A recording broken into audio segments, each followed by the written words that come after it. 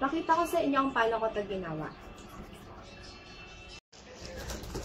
May umorder sa akin ng strawberry piñata. 3D yung gusto niya. Babalutan lang natin ito ng paper mache.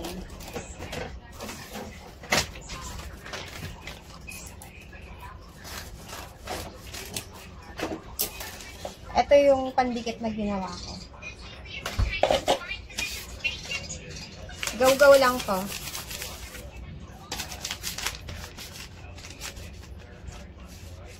Para pala sa unang layer, yung ilalagay natin dito, yung white part. Kasi ito may sulat. Yung white part yung ididikit natin.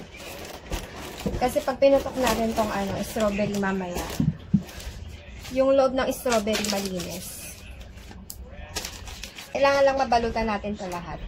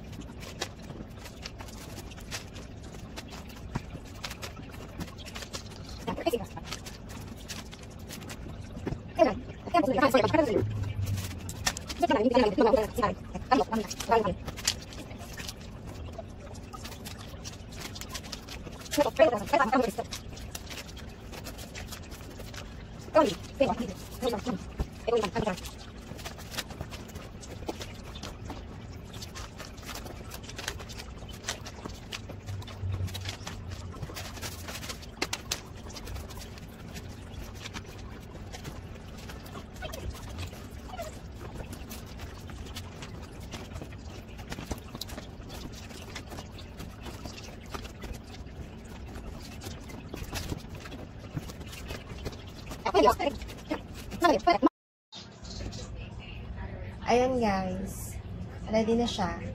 Ready na siya patuyuin.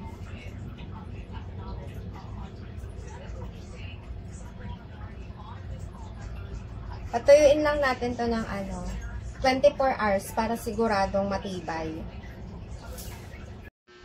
4 layers pala yung ginawa ko kasi mga bata lang yung papalo dyan.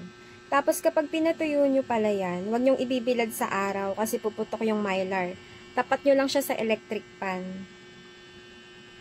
Para sigurado kayong matibay, 24 hours. Pero kung nagmamadali naman kayo, overnight pwede na din naman.